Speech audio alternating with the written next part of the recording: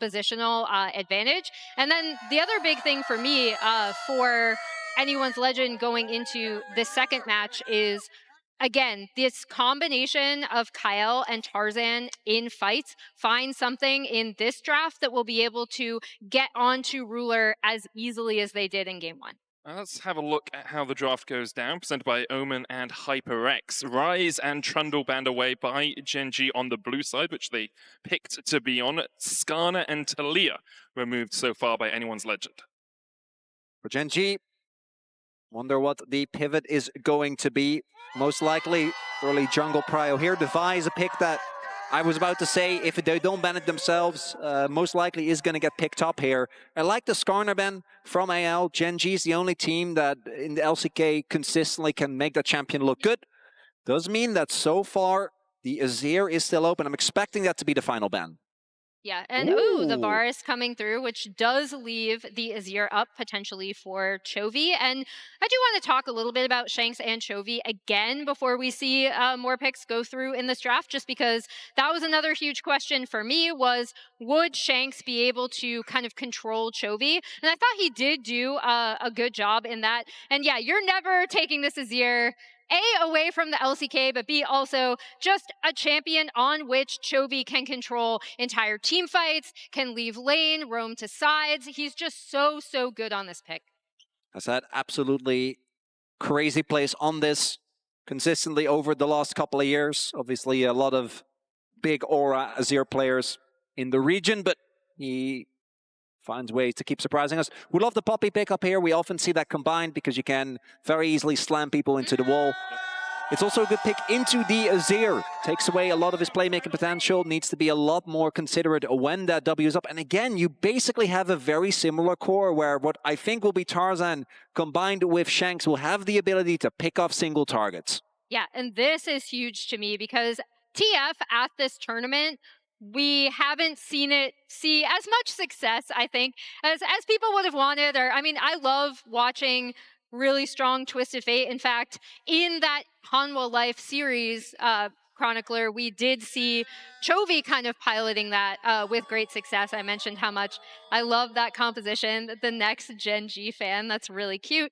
As we see, the Gwen picked up for Keen on Gen.G's side. Does give Gen.G a pretty heavy magic damage topside. You want a bit of physical damage coming out from your jungler if you are going to play towards that. Also means they're blind picking both mid and top into AL through this first rotation, which is not something we too often see. Obviously, they just really prioritize these two picks. Not really surprising considering how good Keen is on the Gwen and how good, obviously, Chovy is on the Azir. We're going to see the Nocturne come out here for Canyon. Not necessarily one of his most iconic picks, but I do like it into the TF, having the ability to both follow him when he tries to go for these plays. That was the biggest difference, I think, in game number 1. Not just the ability for AL to pick fights, but how they were able to consistently get backline access. Back then it was Pantheon. I think now Shanks is going to be looking to do something similar. And then the Kai'Sa was also a smash hit, as we do see the Jax, obviously, great pickup really into the entire top side of Gen.G. Yeah, and again, this is another just Flandre comfort pick, right? Like, I do think he always does well with these kind of picks that do have push insides or able to have him in a side lane. His map awareness is typically very, very good, and it has been one of the strengths for this AL team. As we're getting to the second phase of bans, both the bot lanes yet to be picked. That's AD carry and support for both teams. MF is the first ban out by AL. A paranoia bullet time does not sound like the most fun thing to deal with, so no real surprises there that they want to mitigate some of that damage in the darkness. Got to be looking towards the Nico as well. If you think Nico is annoying to play into when you have full vision, which it is, it doesn't get better. I do think that, actually. Yeah, no, I think many of the players at this tournament do as well. But with the Nocturne combo specifically, there's basically no counterplay, right? The ability for Nico to get onto the backline, particularly that TF, can definitely be susceptible to that. So would not mind that seeing it picked up. Instead, it's going to be the Rakan ban here away from Duro. I mean, Ricardo just does a really similar thing, right? You Yep. jump on top of the Nocturne, you pop the quickness. It's super easy to get onto that backline and just put down a huge amount of CC and allow the Gwen and the Azir a little bit of time to work their way through whatever frontline is presented to them. Gen.G, we'll see where they go with their final ban. Could continue to pinch that AD carry forward. Something like an Ezreal, actually, is a nice enough ban when you're playing a Nocturne. Yep. Instead, they'll get rid of the Renata, which does make sense if you're looking to play on that front foot in teamfights. Yep, and here we see the Ezreal being hovered. I do expect it to be the Ezreal and not the Smolder. However, I am also curious because obviously if you save R5 counter pick for Kael as support, you can also flex that Poppy into the bottom lane as well and save it for Tarzan to have a jungle counter pick. Ezreal also good both into the TF, has the ability to just arc and shift away from a gold card, but also into Poppy, one of the few AD carries that is able to not have to worry about getting locked down. It doesn't really matter whether Tarzan is going to play it in jungle or whether it's going to be Kyle, as that flex potential obviously does remain in place. So now, what is the bot lane going to be for Ruler and Duro? They struggled a little bit in the 2v2, but it didn't really amount to too much. It was really after the laning phase where the trouble for this duo arose, and I don't think that anyone's legend draft is as rough for an AD carry, but still with a Senna, Ruler might be running into a lot of the same issues that he did last time around. Could quite easily be focused by AL. You've got rapid fire gold cards, obviously, that can lock him down pretty easily. I wonder where Duro will go with the support for this matchup. Nautilus, Emily, you were about to say it. The old classic, I will not be surprised to see the Nautilus locked in, pairs super well with the Senna. And additionally, if they do make it through that early laning phase, Senna has a little bit of a rough time and until she's able to pick up that static shiv. But this Senna buffing, again, the Gwen going in, the Nocturne going in, the Azir, like you get to a point where this composition is really difficult to deal with. We see the Nico hover, could be the Braum coming through as well. I mean, Braum into Nautilus, one of the most classic support counters we have ever seen. It's going to be a hard lane for Ruler and Duro, in my opinion. I like it when it comes to the ability to mitigate this Nautilus. Nautilus obviously also, if he did end up playing into Poppy, have the ability to hook and buffer your way out of the ultimate in case you do get knocked away. I do think that the Braum, as good as it is for the lane, does make the composition a little bit more awkward. I think their ability to start fights at a moment's notice last time around was good. This time, it is going to be a lot more reliant on the Poppy and the TF, who I think are a bit more telegraphed. Last time, they had so many ways to start the fights, and I think it's really what overwhelmed Gen.G. Gen.G this time, in the extended fights, extremely strong. I do think their early levels are quite rough, though, looking at what AL have available. And that's exactly what I'm going to be looking at, right? Again, this Shanks Chovy matchup against one of Chovy's signature picks. Non-subscribers, we will see you in 30 seconds as I continue to talk about this draft. But yeah, again, that is the big thing for me. Chovy versus Shanks. And then additionally, if this composition does get ahead from anyone's legend, they have that ability to jump on a lot of the Gen.G carries if they can separate and get ahead in early skirmishes. Yeah, pick potential does feel pretty good for AL. However, if we get past 25, 30 minutes and Gen.G on an even keel, there is few compositions in League of Legends that have higher damage output than a Gwen Azir Senna. It's disgusting, right? There is so much damage available. So yeah, dominant game number one. Gen.G going to be looking to bounce back. For all those Gen.G fans, me included, I would like this to be a nice back and forth of a series. As the level one, want to highlight again, there's Braum, there's Jax. I would be shocked if, even TF, if we don't see an early invade here. And it looks like Gen.G also keenly aware that this might be happening. And the main question is, what is AL going to do with the early jungle control that they have here? Well, there's a counter invade happening, but that's spotted out on a ward. And Keen and Canyon, I think, will just place a ward of their own. Oh, not even do that, just back away immediately. Now pathing up towards the top side, trying to sneak around here. There's a little bit of mind games happening from Gen.G as AL will just control this bot side jungle. Ooh, we'll see Flandre maybe wants to try and take a look, ward that red buff. It's Gen.G, they can't walk in, obviously.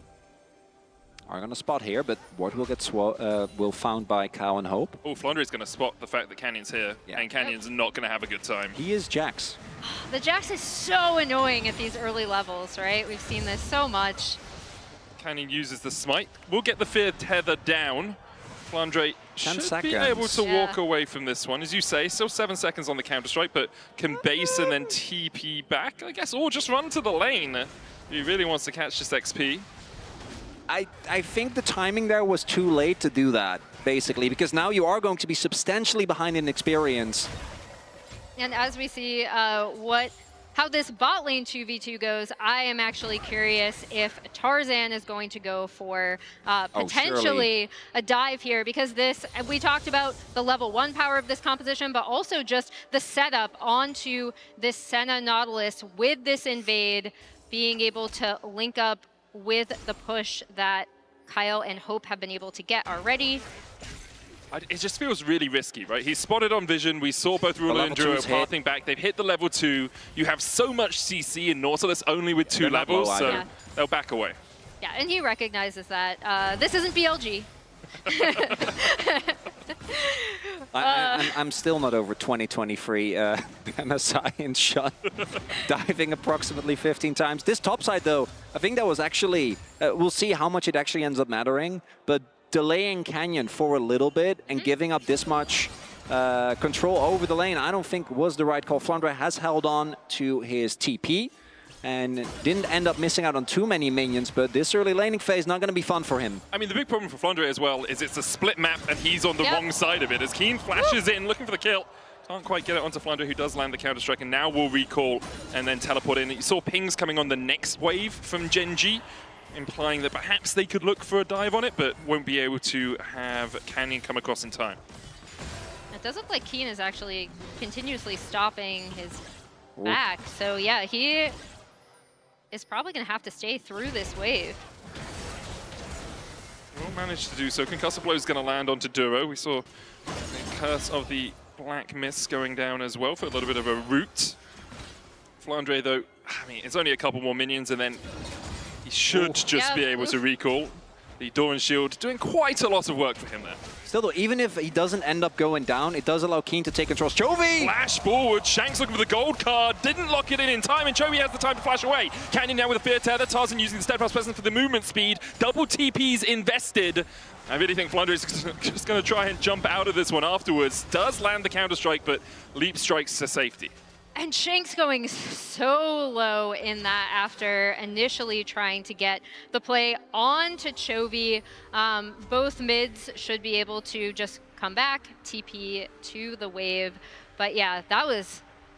I thought Gen.G would maybe have the counterpunch there. Well, I thought Gen.G was going to step a little bit back and take a slower pace. They've doubled down instead. A lot of action here early on. Keen straight up flashing on top of Flandre for that level 1.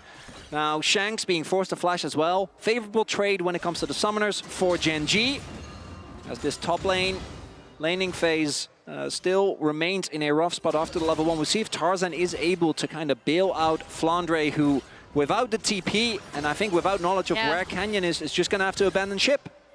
Yeah, this is really rough for him, as we see Duro already out on the map looking for a play potentially in this mid lane.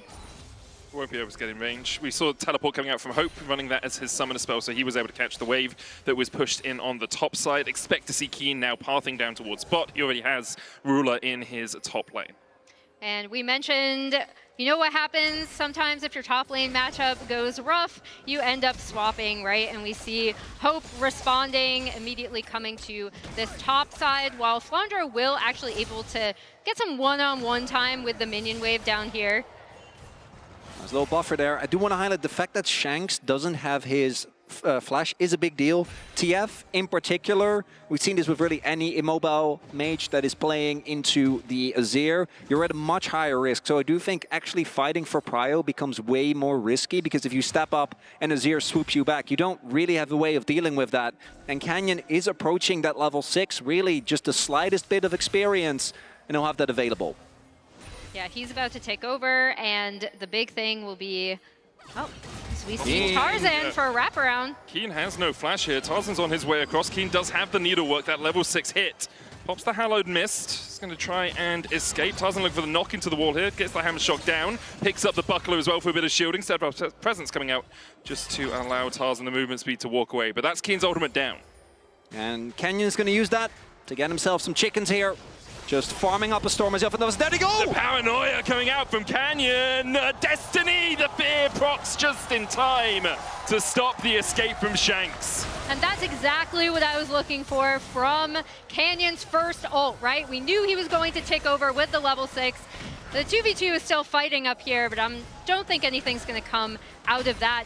Really, really nicely done from Gen.G, immediately using that Nocturne ult pretty much as soon as it ticked over. What we said, no flash available means that Shanks is easy pickings towards the top side. Cute there, Ruler being able to use the Shroud to stealth Duro so that even though he was stunned, they couldn't get more. Summoner trades, if they're even though, is favorable for AL because Kyle is sitting. Oh, Duro! Ignite, Duro flashes. The Mystic Shot was gonna find him, and he will survive. Must be sub 10 HP there. 19, it ticked over in the little thing, but... Not even close. Could have been, yeah, could have been a little lower before it ticked over as well, but I saw it get as low as 19. Well, Duro survives, and Ruler able to catch the wave. We'll have another look at this. It's really nice. Canyon with the 6 just jumps in immediately. Yeah, and this is a super simple play, right? He's on chickens, he takes over, he has the ult. Chovy is already there with the Azir ult. No flash on Shanks, able to capitalize immediately.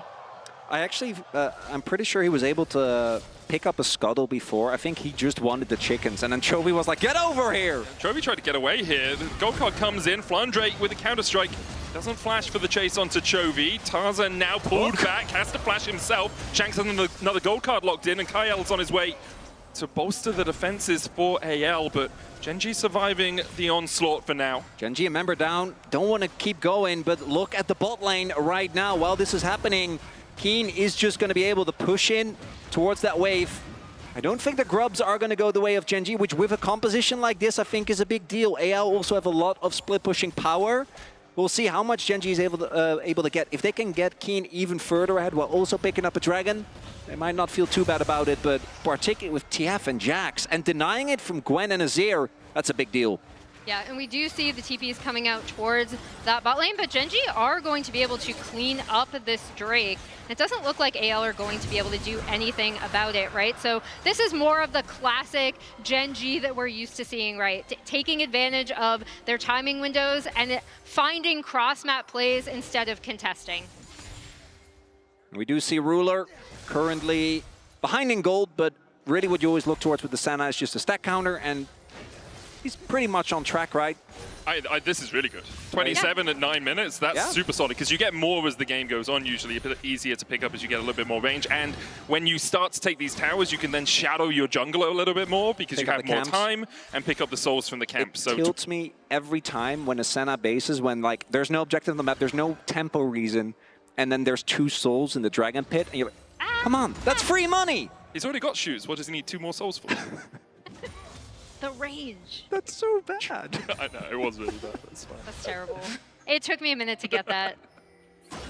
Look, okay, there's 1 kill at 10 minutes. This is great. It's great. It's really good League of Legends. This is back to the LCK. We get to have an opportunity to have a nice chat. Isn't that more valuable? Well, you just told me my jokes are rubbish, so... Hey, hey, that one. Okay, not, I generally, I'm a big fan. I hold you to very high standards, okay? So, really, it's on you when you think about it. For the moment, 10 minutes in, it's a small gold lead for Gen.G, around 300 ahead. Keen has been able to even out that top lane a little bit. He's actually 4 CS up. Chovy and Shanks are facing up towards top, and again, Chovy has a very small lead. The only really big advantages is Hope is about 200 gold ahead, Canyon's about 400 gold ahead because of that first blood that he was able to pick up in mid. Yeah, but I think Gen.G are super happy with this, right? Like, we did talk about the potential pushing power with having the 3 grubs for AL, but this composition for Gen.G, once it gets rolling, and especially as it gets late, is going to be very, very difficult for AL to play into. Flandre, his counter-strike, still full health. Shouldn't be too worried. Duro shows up now. Flandre doesn't use the leap strike yet, does have a ward in his inventory, doesn't even need it, just pops the counter-strike and gets away. That's just Jax. Yep. I mean, Jax in general, again, Flandre fell behind a little bit. Obviously not the end of the world. There wasn't really an opportunity for Gen.G to snowball. If they had a more aggressive pre-6 jungler, I think they could have looked for it. But with Nocturne, not really the case. So we see that Flandre, while he's still a little bit behind, about half a level, a little bit of CS, but not really anything to write home about, as both junglers here towards the bottom half of the map. But obviously Canyon, much easier time to get to these lanes as Duro and Ruler wandering around mid. Yeah, no real surprises here. Ruler yet to get his static shiv, went for the Swifties first, but when he gets that, obviously very easy for him to clear out waves. Ezreal not really as good at clearing out waves. He can do it, but it takes him a little bit more time. Doesn't really have any AoE in his kit. So you see Tarzan still shadowing Flandre just to make sure that he is safe under this tower. And you see the consideration of Gen.G, like, can we do something there? But again, it's Jax, so neither Nocturne nor Gren really will be doing a lot of damage. As we do see, of course, the Griffin boys. The boys. Yeah. 1 in 5 career head-to-head. I was like, it's the 70% win rate on the same team as rookies that surprises me, right? It was such an explosive rise to form for both of them and for the whole team. It really was like that era of LCK, although internationally, obviously, not the highlight of the region. The Griffin and Dom1 rosters coming up and what they were able to do for the league and their impact still being felt. Even Doran, right, was on this team as well. True.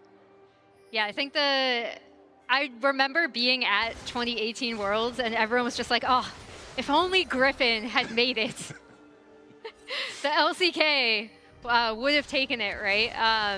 That was kind of the sentiment because this Griffin team meant a lot to the LCK because they were a harbinger of what was to come, right? Kind of a new aggressive team, a shifting, like almost, changing of the guard, it was, I guess you'd say. And this is why people like me and Chronicler are always like, anytime there's a potential Griffin reunion, we're going to bring it up. Such a impactful team. As we look at the game, item spikes, one item hits across the board. Nothing too surprising, I think, when it comes to the builds. This TF, though, has really been kept in his lane, not able to make an impact. I do think that there will obviously be the opportunity to try and collapse once we get to the actual objectives, but it doesn't look like AL right now. And I want to highlight, I think that AL, when they don't have control of an area compared to last game, will have a much harder time of actually getting on top of Gen.G. As we see, not a super pushing plates game. However, Gen.G were easily able to get the vision in first rotation onto this Drake, although AL are looking to contest. Keeper's Verdict comes out, Keen dodges it. Ruler doesn't do the same. Flandre now looking for a flank of his own as Canyon is going to be healed up, but he gets the double counter-strike stun into the Glacial Fish, and I think Duro is just done for. Flandre will pick up AL's first kill of the game. Duro, the sacrifice for the Drake. Someone had to be sacrificed. Might as well be the Nautilus. Ruler did have his flash, but not opting to flash the Poppy ult. In the moment you remember down, and the threat of a TF is coming. I think they made the right call not to continue that, as we will get the Dragon going over to Gen.G, and it's Hextech Drake. And I think Hextech Drake, to me, the strongest. Also very happy that we have the Hextech Gates, but I want you to look at the Gen.G comp and think about a Hextech, because even just a single Drake, the attack speed is kind of insane. Senna with Hextech just feels so good. It's not okay. It's great. But what are you talking about? Yeah. It's fun. It's fun if you're the Senna. I do think we saw right there what AL is probably going to be looking to do, which is use the Poppy or the TF to create a numbers advantage, blow someone up, and then go from there. Yeah, and I think it's a good call from them, right? The fact they were able to get Duro, but Gen.G now with this composition, still scaling very well, have played very patiently, and now have 2 Drakes to their name. See Shanks using the Destiny a little while ago to get back up towards the top side, I believe. So yet to see the proactive use of that Twisted Fate ultimate. We saw one where he tried to escape Canyon. But, apart from that, it's been mostly just to get back to lanes to make sure that he can catch the waves at the right time. Rifthold started here by Canyon, but with vision on it, I think it was more a tentative suggestion of doing the objective than anything else. Ruler looking for the last embrace, doesn't land it onto Hope, but will continue to farm up those stacks. Currently sitting at, I think, about 50 47 overall. Yeah. Level 11 hit. Now AL, if they do entrench themselves in a position, it's on the reversal hard for Gen.G to get in. Poppy and Braum are some of the best zone control that you can get. The threat of a Counter-Strike is always there, and Banana Brush control is there for Kyle. Teleport comes in. Kyle's going to get hooked, but puts up the Unbreakable immediately. Glacial Fissure going down, only hits onto Duro. Keeper's Verdict being channeled by Tarzan. He doesn't finish it. There's the Paranoia. Trophy looking for the flank position, but he's stunned off first. Cannon falling low, the jump back in with a counter-strike from Flandre. Chovy and Keen, though, on the backline with the Emperor's Divide. Chovy's going to fall Flandre. The Dawning Shadow, he jumps away from it. Keen trying to snip through Shanks, but Shanks flashes the wall. And in the end, a 1-for-1 exchange. 1-for-1, and Hope had hopped into that Herald just to immediately drive it into mid. Big thing there is that Chovy was CC'd throughout the entirety of that fight effectively. First, got hit by a card, because the initial setup here I think looks good. Tarzan isn't able to get anyone with his ultimate. Ruler is in a safe position and Gen.G goes in. But here, not able to actually get anything done. And then the moment he goes in, gets CC'd. I think it's Tarzan that slams him into the wall. So when the ult comes out, is enough to be done. And Flandre, a master of stalling in this fight. Yeah, that, and also he was stuck in the pit with Hope, right? And as he was CC'd, Hope was just able to get that kill onto him on the back half. That said, Gen.G this time around, this isn't a must-win fight, right? Like in this case, the composition just scales insanely well, as we have highlighted. Keen's approaching his second item, going for Nashers. Chovy, knowing him, will be going for the Rylai's here.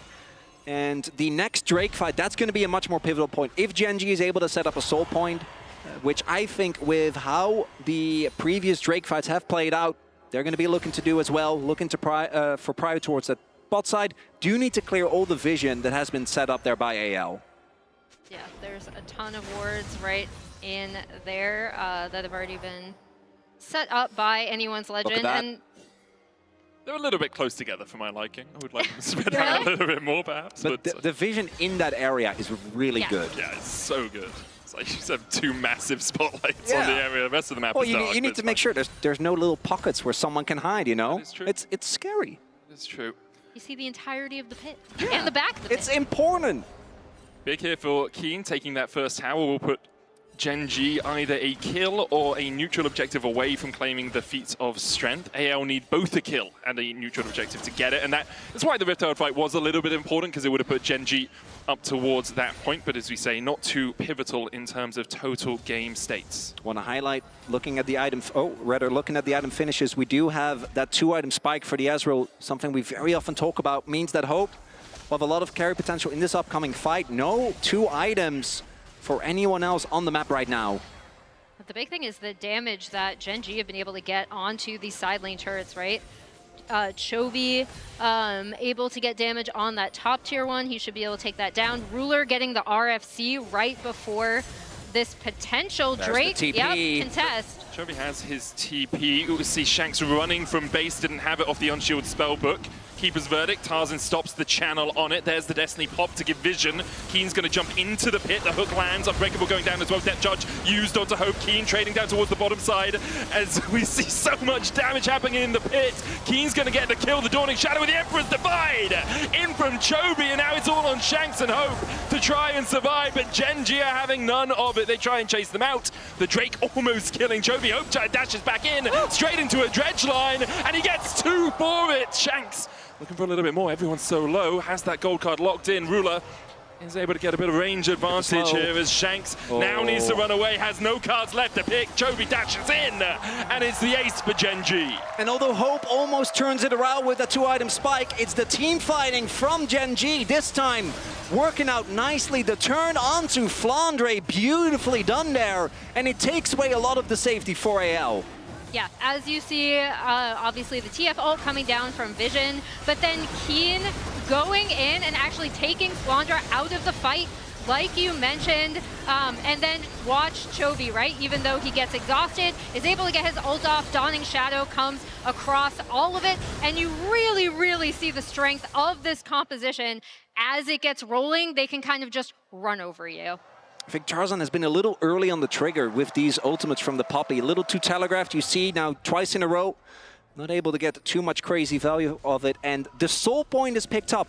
And I want you to look at that man in the top lane. As we've talked about, for a large part of his career has been in, well, I wouldn't want to say Elo hell, but definitely not a great place when it comes to Elo. Now stating 4-0 on biggest individual lead on the map, 2 items done, and this Gwen is only going to get scarier! Yeah. Just That's so insane. strong right now. Larger than the team gold lead right now at 2.5k. Woo. I see AL do have some tools. I hope doing so much damage in that last fight. If he's given a bit of time, he can begin to get through Gen.G. But with the paranoia, with Chovy diving in, with Keen diving in, it's just so difficult for you to do much. Ruler now at 69 stacks. It's a nice number for 22 minutes into the game. Sorry, I can't help but laugh at that. I'm 5. Another thing I did want to point out, as Gen.G are starting up this Otacon, is their attention to side waves, right? They've had their side wave pushed out There's the ult. pretty consistently. Verdict, double TP coming out. Last Embrace going to hit onto the Poppy. Duo knocked up, but I believe he buffered a hook out of that or something. Keen looking for the flank position. AL take control of the Otacon. Ruler low. Shanks has a gold card locked in, but Keen uses the Hallowed Mist to dodge away from it. Counter-Strike coming in as well as Tarzan is knocked up and snipped down by Keen. Canyon falling low. He doesn't get the smite off in time. Absolutely anyone's Legends will claim the Otacon. No, it's Chovy actually that takes it in the end.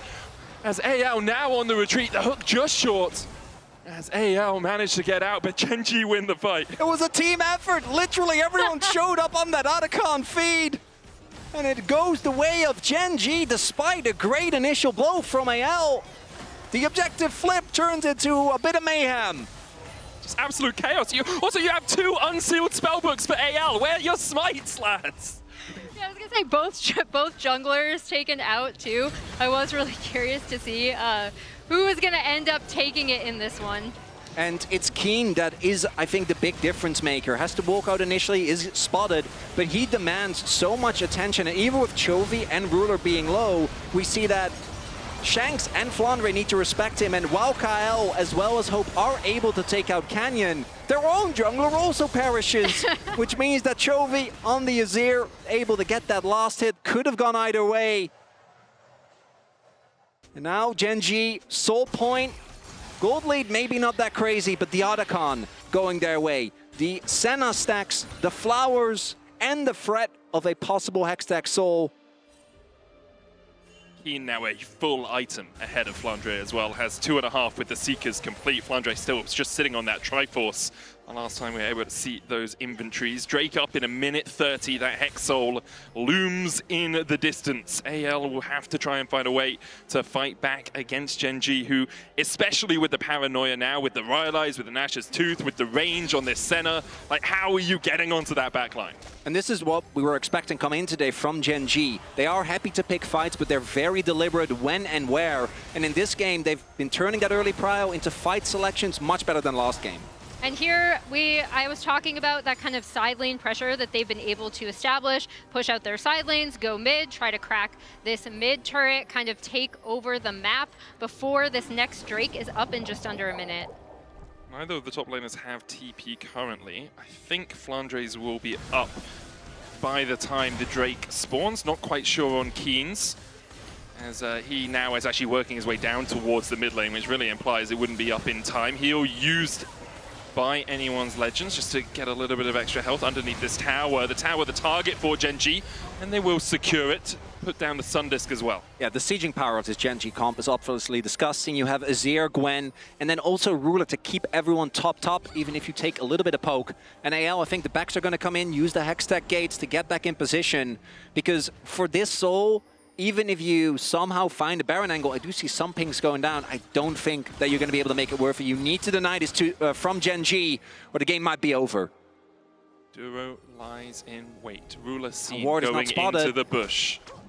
Anyone's Legends will clear out the ward. They know that Canyon is there as well. Flandre's going to catch the bot wave, uses the Counter-Strike. There's the Destiny as well for a little bit more vision. Keeper's Verdict comes down. No one is found guilty, and the hook connects immediately. Tarzan has to flash away, and Gen.G haven't lost any health yet. They continue to push forward onto Kyle. Canyon going in with the paranoia as well. Flandre looking for the Counter-Strike, but all of Gen.G scatter, and he finds no one. He'll go to an early grave as Gen.G turn their eyes towards the Soul. And again, you see just how difficult it is, even when AL are trying to set up. If Gen.G are parked in a spot, it's so hard for them to come in, even with the TF ult coming through for Vision, right? Hextech Soul is there. AL are going to try for a desperate play. We see multiple TPs coming in. Cal, Hope, both making their way over. And Gen.G, they're trying to respond. Chovy's already TP'd up towards that top side, has the Emperor's Divide, the only ultimate available for Gen.G. Keen has his. 7,000 on the Baron. Canyon trying to get in here, doesn't have Smite. Canyon doesn't have Smite and can't secure it, but Gen.G will look for the fight afterwards. Hope might just have to jump out of the back of the pit as the Baron has been taken by anyone's legend, and Hope just about escapes with his life, then has the flash, but Keen's on the chase. Hope with a good arcane shift over towards the Hextech Soul! The Hextech Soul for the slow is enough. Keen gets the kill. Tarzan's taking is the only one with the Baron buff left. But again, you're going to see immediately they're going to start pushing on the top side. Keen was able to take out that tier 2 in the bot side, and it's looking great for Gen.G. It's looking good for more games in this series. Go. As, yeah, the negative Red Bull Baron power play, generally not one that you want to see, as Tarzan will be able to pick up a little bit, but even if that Baron, as it did, went the way of AL, the fact that not only do they give up a bunch of kills, but give up the Hextech Soul, it's just so hard to imagine that they're going to be able to get any value out of it, as Flandre does have reinforcements on the way, and it looks like Gen.G not really wanting to veer too deep into enemy territory. Yeah, not sure where Tarzan is, not sure where Kyle is. Now they'll Oh, go boy. deep and get some vision. The collapse. Duro's looking for the flank. Tarzan rooted with the last embrace. Chovy's here as well. Keen's on his way towards the back of the fight. Keeper's verdict coming out will knock away Keen, and perhaps anyone's legend will think this is a fight they can take. They can't. Canyon. Right now with the paranoia coming out. Shanks getting chased down. Kyle down to half HP. Tarzan the same. The Hextech Soul doing so much work as Keen comes in and snips them to pieces. Chovy flashing forward. Flandre with the counter-strike once again. Just can't land the stun. Gen.G wipe away anyone's legend. And a clean ace for Gen.G. Heralds the end of the second game. Objectives going their way. The pace pulled back. AL not able to draw them into the chaos the way they did in that game number 1. Ruler flashing the JDG emote as he sieges in onto the inhibitor and the Nexus. Gen.G show that there's a reason in series they haven't lost in 20 of them. They even it out at 1-on-1. But anyone's legend